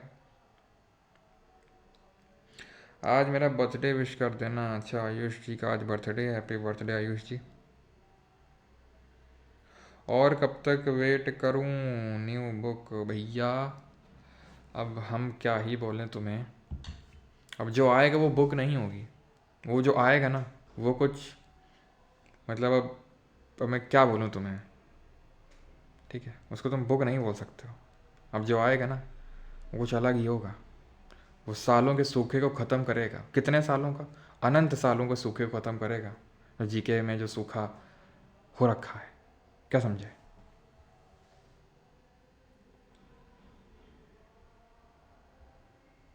ठीक है। तो the global financial crisis overlapped with which 5 year plan in India? तो ग्लोबल फाइनेंशियल जो क्राइसिस है वो किसके साथ ओवरलैप करी थी, किस 5 ईयर प्लान के साथ? ग्लोबल फाइनेंशियल क्राइसिस कब आई थी? 2012 के टाइम पे आई थी। कौन सा था? 2012 सॉरी हाँ 2007 से 12, तो 11th 5 ईयर प्लान होगा आपका। ठीक है, ऑप्शन नंबर डी। 2007 के टाइम पे आई थी ना, कि 2012 के टाइम पे, 2007 के टाइम पे आई थी ग्लोबल फाइनेंशियल क्राइसिस। ठीक, अगला 22 करो।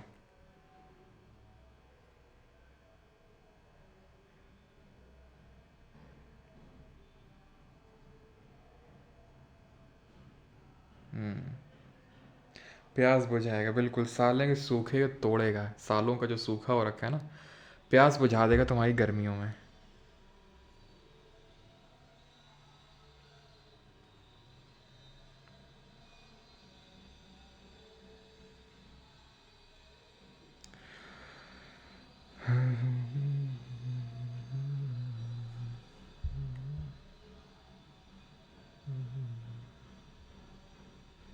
चलिए, which of this is not one of the reasons why the public sector played a dominant role in establishing the industrial sector in India post independence? Poor saving capacity, लोग save नहीं करते, तो save नहीं करेंगे तो capital नहीं रहेगा, capital मतलब पैसा, पूंजी नहीं रहेगी। बैंक में लोग डिपॉजिट नहीं करेंगे, इन्वेस्ट नहीं करेंगे, सेव नहीं करेंगे तो इन्वेस्ट नहीं करेंगे, इन्वेस्ट नहीं करेंगे तो प्राइवेट सेक्टर के लिए पैसा कहाँ से मिलेगा? टू अवॉइड जनरेशन ऑफ ये कुछ नहीं था। लार्ज इनफ मार्केट नहीं थी और कैपिटल नहीं था, पूंजी नहीं थी। ठीक है। The era of 5 year plan began in India with the establishment of, तो किसके एस्टैब्लिशमेंट से 5 ईयर प्लान शुरू हुआ आपको पता है? योजना आयोग से 24। बताइए पीसी मान लो भी इसके बारे में कौन सा, हाँ, क्यों इतनी चर्चा होती है?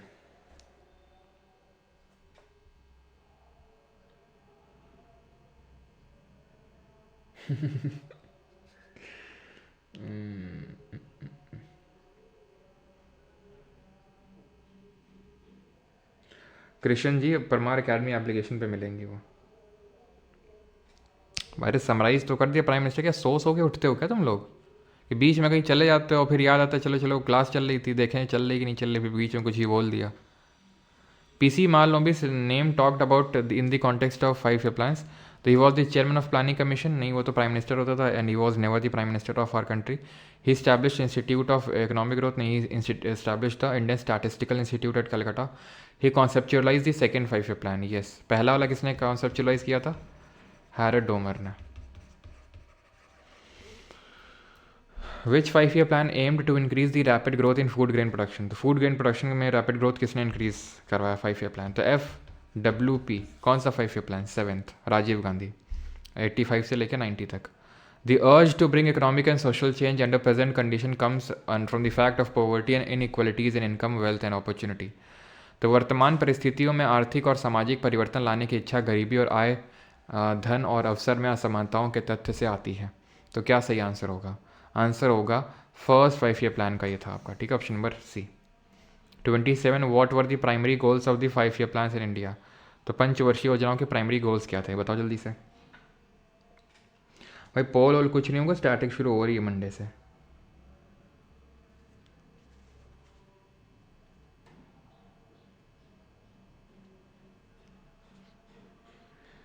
हाँ नहीं, बड़ा नहीं होगा, बहुत बड़ा होगा। ठीक है, आपको पता है रोज़ रोज़ इस चैनल पे लॉन्चिंग वॉन्चिंग तो होती नहीं है, लेकिन जब होती है ना तो फिर कुछ बहुत बड़ा होता है। And let me tell you, वही है, सालों के सूखे को ख़त्म, सालों का सूखा ख़त्म हो जाएगा अभी। ठीक है, तो what were the primary goals of the 5 year plans in India, तो भारत में पंचवर्षीय योजनाओं के प्राथमिक लक्ष्य क्या थे? तो प्राथमिक लक्ष्य क्या थे पंचवर्षीय योजनाओं के? ये थे ग्रोथ, मॉडर्नाइजेशन, सेल्फ रिलायंस और इक्विटी, सब पढ़ा हुआ है। Not even a single question अभी नहीं मिला है जो, हाँ इसको बोल सकते हैं ये वाला कि ऐसा ये वर्डिंग नहीं पढ़ी थी हम लोगों ने, ठीक है। यही एक सिर्फ क्वेश्चन देखने को मिला, नहीं तो ये भी हम लोग पढ़ चुके हैं, सबका मतलब भी मैंने आपको बताया। Growth with stability and progressive achievement of self Reliance was, growth with stability, जब हम औंधे मुँह गिरे थे थर्ड फिफ्थ प्लान में, तब हमें आया था कि नहीं स्टेबल होकर यार वो करना है, ठीक है। तो ये है आपका यूट्यूब का तो पता नहीं है क्रैश होने वाला है कि नहीं, लेकिन बहुत सारी चीज़ें क्रैश होने वाली हैं, ठीक है। तो ग्रोथ विथ स्टेबिलिटी ये होगा आपका fourth 5 year plan, option number C 29। Song सुना दें क्या? चलो रहना, तो उसको लॉन्च ही करेंगे, ठीक है। सुनाएंगे नहीं, अभी लॉन्च ही करेंगे, उसको रिलीज़ ही करेंगे चैनल पे। चलो नहीं, चेहरा चेहरा दिखाएंगे वो नहीं, वो बड़ा काम, उससे भी बड़ा काम होने वाला है, मतलब फेस रिवील से भी बड़ा, बहुत ऊपर उठ के है वो चीज़, ठीक है। द एक्चुअल ग्रोथ रेट, और कब होगा वो डेट्स तो मैं एग्जैक्टली आपको नहीं बता सकता हूँ कुछ कारणों की वजह से, ठीक है, लेकिन हाँ जल्द ही होगा। The actual growth rate of the 9th and 10th 5 year plan was dash and dash respectively. तो एक्चुअल ग्रोथ रेट क्या थी 9th और 10th 5 ईयर प्लान की? तो 9th की थी 5.4% और 10th की थी 7.6%, that is option number A 30th। What is not a goal of 5 year plan, तो इनमें से गोल क्या नहीं है 5 ईयर प्लान का, पंचवर्षीय योजनाओं का लक्ष्य क्या नहीं था? High population growth, high GDP growth, है ना, ग्रोथ था, equal benefit to all people, ये इक्विटी है, और सेल्फ रिलायंस ये हमने पढ़ा था। ये हाई पॉपुलेशन ग्रोथ नहीं था। अगला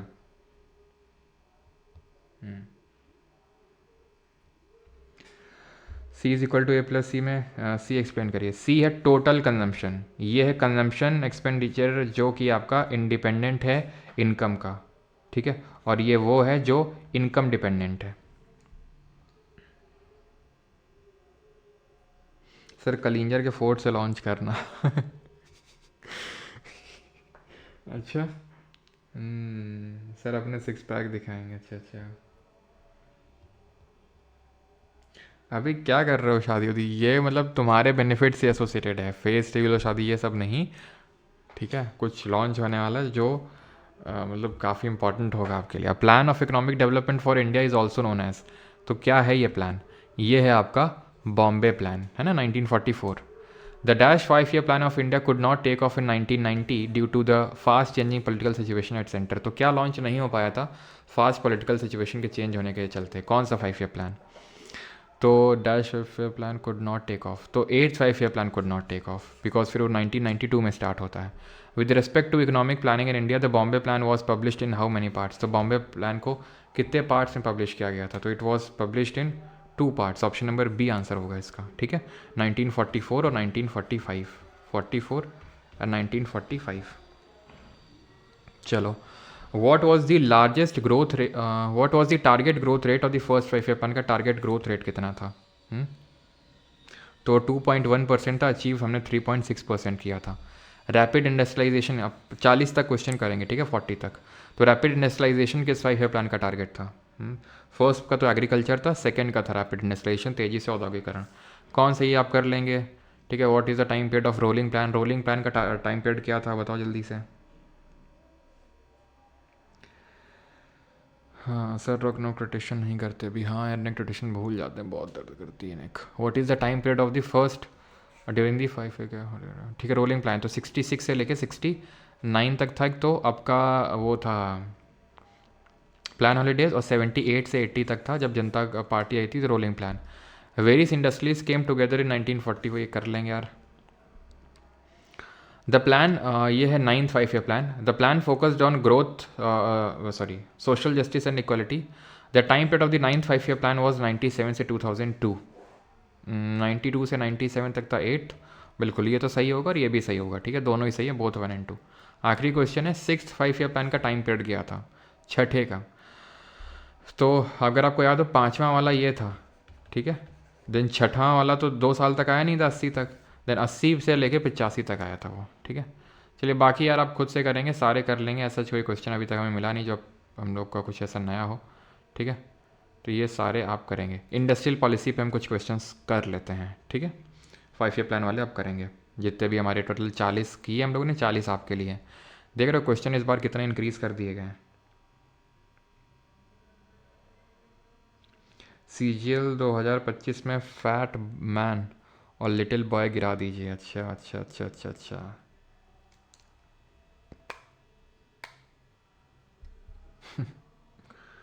फैट मैन और लिटिल बॉय मतलब विराज, जो तुमने बात कही है ना, तुम्हारी इस बात का ने स्क्रीनशॉट ले लिया है, और इस बात को जो विराज ने भी लिखा है, ठीक है, इसी सेम चीज़ को मैं रिपीट करूँगा। विराज बहुत काफ़ी हद तक मतलब क्लोज गेस कर दिया है, फैट मैन और लिटिल बॉय। फैट मैन और लिटिल बॉय को मैं कोट करूँगा जब लॉन्च करूँगा, ठीक है। बहुत हद तक विराज ने उस चीज़ को पकड़ तो नहीं लिया, लेकिन वही होता ना, कभी कभी चीज़ें कनेक्ट हो जाती हैं, तो वही है, बस कनेक्ट हो गई चीज़ें। In which industrial policy was the investment limit for tiny industry unit increase to ₹2 lakh. तो कौन सी आपकी इंडस्ट्रियल पॉलिसी थी जिसमें कि ये लिमिट जो है इसको 2 लाख तक बढ़ा दिया गया था, बताइए जल्दी से। तो ये थी 1980 की इंडस्ट्रियल पॉलिसी, ठीक है, इसको ध्यान रखेंगे। How many industries were listed in schedule A of the industrial policy 1956 IPR में। तो ये शेड्यूल तीन थी हमारी इंडस्ट्रीज़, पहले ए में 17, बी में 12 और सी में बच गई रिमेनिंग। ये थी पब्लिक के हाथ में, ठीक है, पब्लिक सेक्टर, ये आपकी पब्लिक प्लस प्राइवेट, और वो बच गई सब प्राइवेट, ठीक है। चलो, पर पाकिस्तान में लॉन्च करना है। सर आप कहीं मकसद पूरा कर रहे हैं तो नहीं? बेटा मकसद पूरा ही करने आया हूँ मैं, तुम लोगों को क्या लग रहा था पढ़ाने आया हूँ मैं मकसद पूरा करने आया हुआ, और मेरा मकसद उस दिन पूरा होगा जिस दिन वो लॉन्च होगा।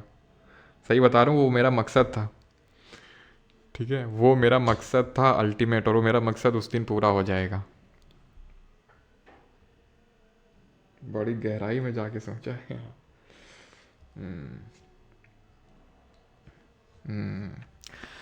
In the IPR of 1948, which of the following was not the monopoly of the central government? क्या मोनोपोली नहीं थी अब IPR 1948 में? Iron steel, atomic energy, railway, फिर arms and ammunition. What was not the monopoly? आप खुद सोचिए, arms and एमिनिशन होगा, रेलवे भी होगा, एटॉमिक एनर्जी होगा, but iron and steel, TISCO पहला स्टील प्लांट प्राइवेट है ना, टाटा का है। थोड़ा सा गेस कर सकते हो ना कि इसमें तो प्राइवेट प्लेयर खेल सकता है, लेकिन इनमें प्राइवेट प्लेयर नहीं खेल सकता है। ये इंपॉर्टेंट इंडस्ट्रीज़ हैं स्ट्रैटेजिक पर्सपेक्टिव से। DPIIT का फुल फॉर्म क्या है, ये मैंने आपको पढ़ाया था जब हम लोग देख रहे थे WPI के बारे में, होलसेल प्राइस इंडेक्स। तो हमने देखा था इसको office of economic adviser calculate करता है, जो DPIIT के अंदर आता है, which in turn comes under the ministry of commerce and industry. तो department of promotion of industry and internal trade, ठीक है, इंटरनल ट्रेड होगा, इंटरनेशनल ट्रेड नहीं। Option number B. Under the IPR 1956 industries in India have been classified into how many categories? तो बार बार वही repeated है, 3 schedules में बांटा गया था, schedule A, B, C। Diversification हुआ था इंडस्ट्रीज़ का। Which industrial policy mark the beginning of liberalisation in the Indian industry, reducing the restrictions on private companies? Liberalisation कहाँ से आया था? तो लिबरलाइजेशन आया था 1991 से, है ना, जो हमारी सबसे आखिरी इंडस्ट्रियल पॉलिसी थी। और ज़रा ये बताइए कौन सी IPR थी जो सेकेंड 5 ईयर प्लान से काइंड ऑफ ओवरलैप करी थी? Which of the following documents provides a framework, rules and regulation for setting up of public and private industries in India? तो ये कौन सा क्या है, वो तो इस डॉक्यूमेंट को क्या बोलते हैं? तो इसको बोलते हैं industrial policy, option number D, ठीक है। तो 1956 था का जो 5 ईयर जो था वो सेकेंड 5 ईयर प्लान से ओवरलैप किया था, ठीक है। What are the main obstacles during the industrial development of India at the time of independence? क्या मेन ऑब्स्टिकल्स थे during the industrial development of India? Land for industrial establishment, employment required for industries, market for industrial produce, या फिर capital investment in industries? तो main था भाई capital investment नहीं था, ठीक है, पूंजी नहीं थी। और ये आखिरी क्वेश्चन है, कर लो इसको भी, खत्म हो जाएगा फिर। विच of the following is not the socio economic objective of industrial policy statement of 1980? क्या सोशियो इकोनॉमिक आपका ऑब्जेक्टिव नहीं था जो हमारी इंडस्ट्रियल पॉलिसी आई थी 1980 की? तो ऑप्शंस आपके सामने हैं। Promotion of export oriented industries, consumer protection against the high prices and bad quality, and ठीक है, higher employment generation along the maximum foreign direct investment. तो फॉरेन डायरेक्ट इन्वेस्टमेंट की तो हम चर्चा ही नहीं कर रहे थे अभी तक, ठीक है, not the main, not the social, ठीक है। तो ऑप्शन नंबर डी। तो यहाँ पर हमारा लेक्चर होता है ख़त्म आज का, एंड मंडे से हम एक नया अध्याय शुरू करने वाले हैं। हमारा मतलब एक बड़ा आखिरी अध्याय वही है, उसके बाद तो फिज़िक्स बचा है ना, वो छोटा सा है। मेन जो है भी है वो स्टैटिक जीके है, तो स्टैटिक जीके हम शुरू करने वाले मंडे से। एंड जो लोग भी कोर्स के रिकॉर्डेड लेक्चर्स, एमसीक्यू, ये सब कुछ लेना चाहते हैं तो वो बैच में एनरोल कर सकते हैं। ठीक है, आप यहाँ पे देख सकते हैं, इसी के अंदर आपको इंग्लिश का बैच ही मिल जाएगा और कंप्यूटर का भी मिल जाएगा। ऑलराइट, डेट का आइडिया दे दे like within a week or two. भाई within a week or two तो नहीं है अभी, इतना अभी जल्दी नहीं है, बिकॉज उसमें बहुत टाइम लग रहा है। ठीक है, बहुत टाइम लग रहा है उसमें।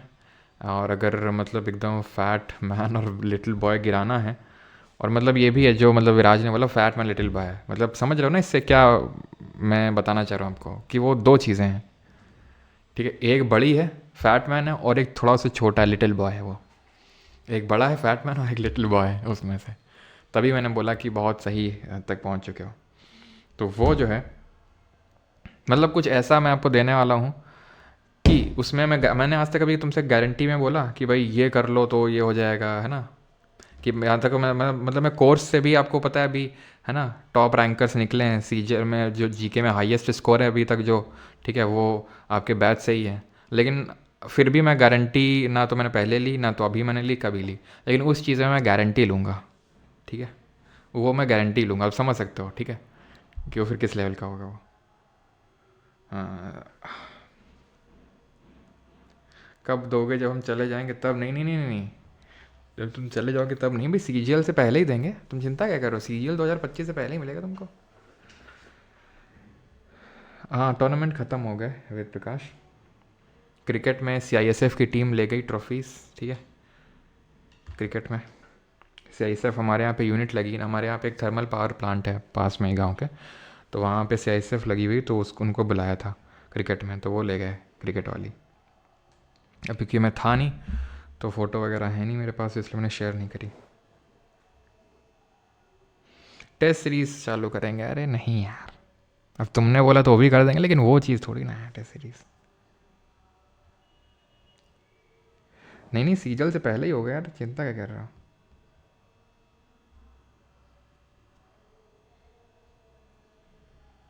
सर अब रहा नहीं जाता, बता बताएंगे बताएंगे, चिंता। यूपीएससी बैच नहीं भैया, एसएससी से संबंधित है।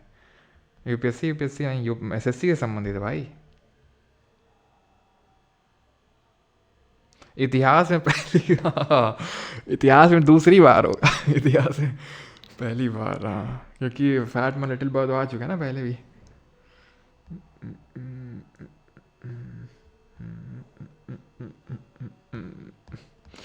चलो भाई, thank you thank you thank you सभी को। एंड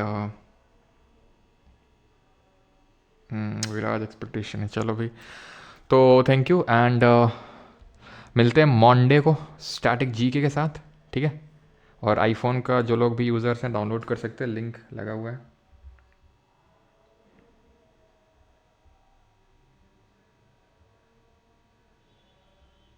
सर क्या चीज़? एक सेकंड एक सेकंड एक सेकंड एक सेकंड, किससे कुछ डाउट है क्या? एक सेकंड बताते हैं, कौन सा 8 9 वाले में? एक सेकंड में देखता हूँ, एक सेकंड।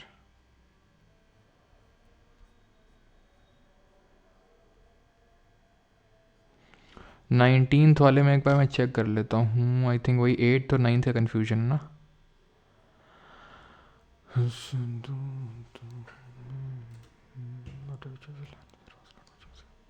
इसका 9th होगा यार। ठीक है, क्योंकि हमने देखा था ना, आई थिंक मैंने 9th ही बताया था, गलती से मैंने वो टिक कर दिया है।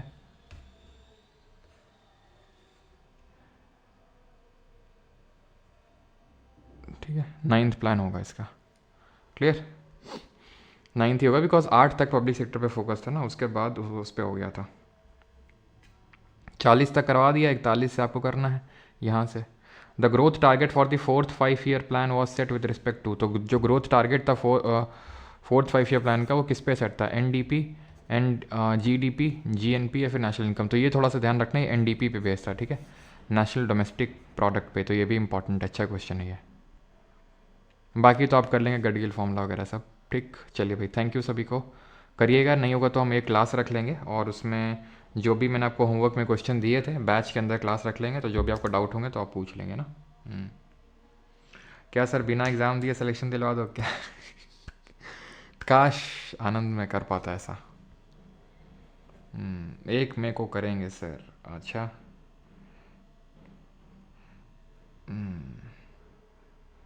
How to improve GK. चलिए थैंक यू।